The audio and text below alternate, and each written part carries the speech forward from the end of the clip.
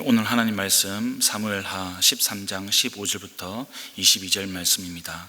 우리 한 절씩 교독하고요, 마지막 절은 합독하도록 하겠습니다. 그렇게 욕을 보이고 나니 암몬은 갑자기 다말이 몹시도 미워졌다. 이제 미워하는 마음이 기왕에 사랑하던 사랑보다 더하였다. 암논이 그에게 당장 일어나 나가라고 소리를 버럭 질렀다. 그러자 다말이 암논에게 말하였다. 그렇게 하시면 안 됩니다. 이제 나를 쫓아냈으면 이 약은 방금 나에게 저지른 악보다 더 큽니다. 그런데도 암논은 다말의 말을 들으려고 하지도 않고 오히려 자기의 시종을 드는 하인을 부르다가 명령하였다. 어서 이 여자를 내 앞에서 내쫓고 대문을 닫고서 빗장을 질러라. 암몬의 하인은 공주를 바깥으로 끌어내고 대문을 닫고서 빗장을 질렀다. 그때 다말은 소매에 색동으로 술을 놓은 긴 옷을 입고 있었다. 공주들은 시집 가기 전에는 옷을 그렇게 입었다. 이제 다말은 머리에 재를 끼얹고 입고 있는 색동 소매 긴 옷도 찢고 손으로 얼굴을 감싼 채로 목을 놓아 울면서 떠나갔다. 다말의 오라버니 압살롬이 다말을 보고 물었다. 내 오라비 암논이 너를 건드렸지? 애야, 암논도 내 오라비이니 지금은 아무 말도 입 밖에 내지 말아라. 이 일로 너무 근심하지 말아라. 그리하여 다말은 그의 오라버니 압살롬의 집에서 처량해 지냈다. 다윗 왕은 이 이야기를 모두 듣고서 몹시 분개하였다. 압살롬은 암논의 누이 다말에게 욕을 보인 일로 그가 미웠으므로 암논에게 옳다거나 그러다는 말을 전혀 하지 않았다. 아멘. 네, 여러분, 우리 성경은 드러내서는 안 될 것 같은 그런 치부, 부끄러운 일도 상세히 기록을 하는 경우가 있습니다. 창세기를 보면 시아버지 유다와 며느리 다말의 이야기도 그렇고요, 또 그 외에 여러 가지 참 부끄러운 그런 이야기들을 기록을 하고 있는 것을 우리가 잘 알고 있습니다. 어디 야사에나 나올 법한 그런 인간의 죄에 대해서 가감없이 기록을 하고 있습니다. 이것은 어쩌면 인간의 죄를 인간 스스로가 해결할 수 없다는 것을 보여주기 위함이 아닐까 생각이 듭니다. 13장에 나오는 오늘 다윗의 집안 문제도 마찬가지입니다. 비극이고요, 참 천인공노할 그런 또 하나의 죄가 기록이 되어 있습니다. 이 일을 통해서 주님께서 주시는 메시지를 우리가 함께 나누고자 합니다. 먼저 15절부터 18절까지 보시면, 여러분, 15절은 암논이 저항하고 있는 그런 이복 여동생 다말을 성폭행하고 난 이후에 그런 반응들을 기록을 하고 있습니다. 사무엘서 저자는 이 반응에 대해서 암논이 갑자기 다말을 몹시 미워했다고 기록을 하고 있습니다. 그리고 그 미움이 성폭행하기 이전의 사랑보다도 더 컸다고 그렇게 이야기를 하고 있습니다. 어제 본문 1절에서 여러분 기록을 보시면 암논은 다말을 사랑했다라고 그렇게 기록을 하고 있습니다. 근데 여러분, 그 암논의 사랑, 그의 사랑은 오빠가 어떤 가족으로서 동생을 아끼고 소중하게 생각하는 그런 마음이 아니라 여동생을 이성적으로 어떤 여성으로 사랑하는 그런 마음이었습니다. 남매 사이에 어떤 이성적인 감정을 느낄 수 있을까 없을까? 거의 없는 거겠죠. 대부분 아마 남들보다 더 남남처럼 그렇게 지내는 우리 남매들도 많이 보게 됩니다. 근데 가끔씩 남매 사이에 어떤 이성적인 감정을 느끼는 그런 기사도 접하게 됩니다. 지금 암논이 그랬습니다. 여동생이 이성적인 여자로 보이게 됐고요, 사랑에 빠지게 되었습니다. 근데 이 사랑은 좀 심각한 문제가 있는 그런 사랑이었습니다. 첫 번째로, 비록 성경이 암논이 다말을 사랑했다고 그렇게 표현하고 있지만 이 사랑은요, 서로 상호간에 느끼는 감정이 아니었고요, 그냥 암논이 다말을 이성적으로 생각하는 그런 일방적인 감정이었습니다. 남녀간에 상호 교감하는 그런 사랑이 아니었다는 겁니다. 오히려 반대로 다말은 암논을 전혀 이성적으로 생각하지 않았습니다.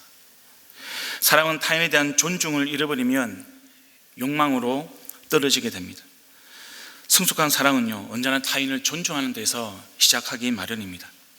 타인을 존중한다는 것, 그것은 타인의 마음과 인격뿐만 아니라 그 몸을 존중한다는 것을 포함하고 있습니다. 그런 의미에서 이 암논의 사랑은 잘못된 사랑인 것이죠. 이 것과 관련해서 박해대 시인이 쓴 사랑과 욕정이라는 시의 일부를 제가 읽어드리겠습니다. 사랑은 아끼는 마음에서, 욕정은 정복하고픈 마음에서, 사랑은 베품에서, 욕정은 요구사항으로 시작이 됩니다. 사랑은 떠나보낼 줄도 알지만 욕정은 곁에 두고도 늘 감시합니다.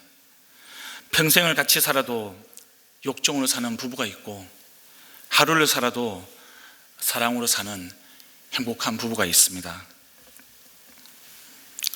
암논의 사랑은 잘못된 사랑이었습니다. 두 번째로 암논의 사랑의 문제는 암논에게서 가지고요, 이 다말은 이성적으로 사랑할 수 있는 그런 대상이 아니었다는 겁니다. 어머니는 달랐습니다. 그런데 아버지가 같았습니다. 이복 동생이긴 했지만 여동생은 여동생이었던 것이죠. 그래서 여러분, 사무엘서 기자는 2절에서 다말을 압살롬의 누이라고 하지 않고요, 암논의 누이라고 표현을 하고 있습니다. 다윗 당시 시대의 율법은 어떤 건친 결혼을 금지를 하고 있었습니다. 암논이 그럼 이 건친 결혼이 금지가 되었다는 율법을 몰랐을까? 아니요, 알았습니다. 그런데도 그는 지금 율법보다 자기의 감정을 우선하고 있습니다. 바꿔 말하면 하나님께 순종하는 것보다 자기의 감정을 따르는 것을 더 중요하게 여겼던 겁니다. 하나님과의 관계보다도 자기 자신이 더 중요한 그런 사람이었습니다. 암논은 자기 감정대로 끌리는 대로 가지 말고요, 다말에게서 느끼는 그런 이성적인 감정을 정리했어야 했습니다. 하나님과의 관계에서 율법을 따라서 그는 순종의 길을 걸어가야 했습니다. 그런데 그는 안타깝게도 불순종의 길을 선택했던 겁니다. 그것이 이 암논의 사랑이 잘못된 사랑이라는 것을 보여주고 있습니다. 세 번째로 여러분, 다말이 처녀였기 때문에 그의 사랑이 잘못되었다라고 기록을 하고 있습니다. 이 표현이 좀 흥미롭습니다, 여러분. 그러면 반대로 다말이 처녀가 아니었다면 암논이 다말을 합법적으로 어떻게 할 수 있는 방법이 있었다는 뜻인가? 그건 아닙니다. 여기서 처녀라는 단어는요, 단순하게 어떤 결혼을 하지 않는 그런 여자를 의미하는 게 아니라 하나님 뜻에 따라서 순결을 지키면서 영육간에 경건하게 생활하는 그런 여성을 이야기합니다. 우리가 예수님의 어머니 마리아를 동정녀 마리아라고 표현합니다. 그런 동정녀가 가지고 있는 그런 단어의 의미와 비슷하다고 볼 수가 있겠습니다. 당시의 공주는 또 외부 활동을 거의 하지 않았습니다.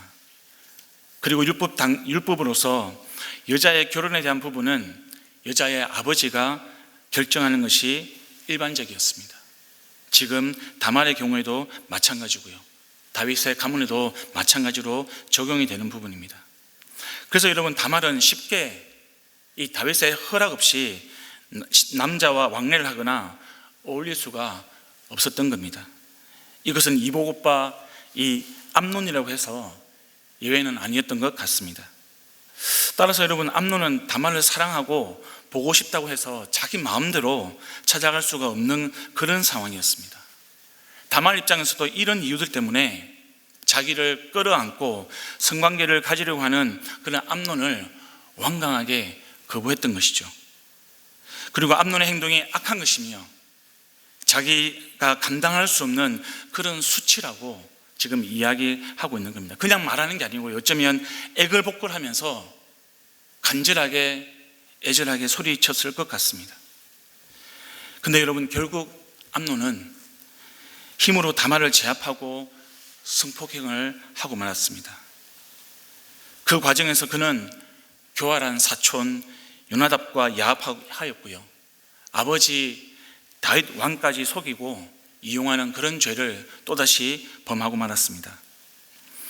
이 모든 상황을 종합해 볼 때 암논이 여동생 다말에서 느꼈던 그런 사랑의 감정은요, 그가 그 감정에 충실하게 반응하면서 그 결혼을 향하여 성숙시키고 하나님의 뜻을 완성해 가야 하는 그런 성경적인 사랑이 아니었던 겁니다. 그래서 여러분, 이 암논은 다말이 여자로 보일 때, 이성적으로 느껴질 때 그것을 영적인 경고로 받아들여야만 했습니다. 근데 지금 그런 경각심이 사라지고 온데간데 없는 그런 암논의 모습을 우리가 보고 있는 것이죠. 이렇게 암논이 영적으로 잘못 판단하고 행동했던 이유는요, 그가 다윗 왕의 맏아들이 되었고 또 견제받지 않는 왕위 계승자로서 1순위에 있었다라는 그 사실도 무관하지 않을 겁니다. 어느새 그는 자기 자신이 앞으로 왕이 될 것이라는 그런 교만한 마음으로 아마 그 교만함에 취해서 살지 않았을까 생각을 합니다. 또한 여러분, 아버지 다윗 왕이 충직한 부하 우리아를 죽이고 그의 아내 밧세바를 취하면서 아들까지 낳는 그런 죄악된 모습을 보면서 그런 아버지의 모습 가운데 영향을 받지 않았을까, 그렇게 생각을 합니다. 하나님은 다윗의 죄에 대해서 이렇게 기록을 하고 있습니다. 12장 10절입니다. 너는 이렇게 나를 무시하여 햇사람 우리아의 아내를 빼앗아다가 내 아내로 삼았으므로 이제부터는 영영 내 집안에서 칼부림이 떠나지 않을 것이다. 예, 하나님을 무시하는 것, 그것에서부터 불행은 시작되었습니다. 여러분, 지금 암논이 보여주는 패륜, 이것은 마치 다윗 왕의 죄를 거울로 비추는 것처럼 너무나 유사하게 닮아 있다는 것을 우리는 알고 있습니다. 정작 암논은요, 아버지의 실패로부터 하나님의 교훈을 얻는 것이 아니라 다시 아버지의 실패를 반복하고 있는 어리석음을 우리가 지금 묵상하고 있는 것입니다. 다윗처럼 그는 하나님을 존중하고 존경하는 것이 아니라 무시하고 있는 겁니다. 그리고 자기의 감정을 따르고 있는 것이죠. 하나님의 뜻보다 자기의 감정이 우선입니다. 순종이 아니라 불순종의 길입니다. 본문에서 지금 암논이 다말을 강간하고 난 뒤에 그는 오히려 다말을 미워했고요, 쫓아냈습니다. 동생이라 표현하지 않고요, 저 여자를 내쫓으라고 이야기합니다. 여러분, 심리학적 관점에서 이것은 암논의 사랑이 결국 육체적인 정욕에 지나지 않았다는 것을 보여주고 있습니다. 심리학적으로 자기의 성격 장애를 가지고 있는 사람들, 그 사람들이 타인의 욕구에 대한 고려가 전혀 없고 권력, 명성, 부에 대한 그들 자신만의 욕구를 충족시키는 그런 일을 우리는 다반사로 보고 있습니다. 성적으로 표출하는 어떤 자기애성 성격 장애자들, 그런 사람들은요, 여성을 유혹할 때까지만 관심을 가지고요, 그런 다음에는 그 여성을 버린 일을 다반사로 저지릅니다. 지금 암논이 이런 일을 저지르고 있는 것이죠. 자기중심적입니다. 이기적입니다. 그는 자기의 성격 장애를 가진 사람이었습니다. 이 암논을 보면서 여러분, 사랑이라고 해서 다 같은 사랑이 아니라는 것을 우리가 명심을 해야 합니다. 여러분, 사탄도 사랑을 합니다. 근데 사탄의 그 사랑이 성격이 무엇입니까? 예, 자기중심적인 사랑입니다. 이기적인 사랑입니다. 성경은 이런 자기중심적인 사랑이랑 또 하나님 중심적인 사랑을 철저하게 구분을 하고 있습니다. 디모데후서 4장 10절입니다. 데마는 이 세상을 사랑해서 나를 버리고 데살로니가로 가고 그레스게는 갈라디아로 가고 디도는 달마디아로 갔습니다. 데마가 무엇을 사랑했습니까? 예, 세상을 사랑했습니다. 세상을 사랑한 결과가 무엇입니까? 바울을 버렸습니다. 디모데전서 6장 10절입니다. 돈을 사랑하는 것이 모든 악의 뿌리입니다. 돈을 쫓다가 믿음에서 떠나 헤매기도 하고 많은 고통을 겪기도 한 사람이 더러 있습니다. 여러분, 나의 욕심을 채우기 위해서 돈을 사랑하는 사람, 그 사람은 믿음을 떠나는 그런 결과를 만나게 되는 겁니다. 헤매게 되고요, 고통을 겪는 그런 결과를 맞이하게 되는 겁니다.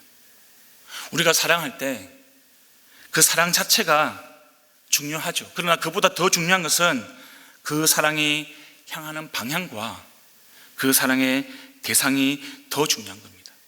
나의 마음이 끌린다고, 내 감정이 움직인다고 그것이 모두 다 하나님의 뜻에 맞는 사랑은 아니라는 겁니다. 그래서 분별력이 필요한 것이죠. 사탄이 하는 일은 우리가 영적으로 분별하지 못하게 만들어가지고요, 우리가 사랑해서는 안 되는 대상을 사랑하게 만드는 것이 사탄의 전략이고 사탄이 움직이는 방향입니다. 그래서 우리가 경각심을 가지고 우리 자신에 대해서 늘 점검해야 합니다. 우리가 사랑해서는 안 되는 그런 대상을 사랑하고 있는 것은 아닌지, 혹은 사랑해야 하는 대상을 사랑하지 않는 것은 아닌지 우리가 늘 점검을 해야 하는 겁니다. 이런 의미에서 사랑은 영적 전쟁과도 연결이 되어 있다고 말씀드릴 수가 있겠습니다.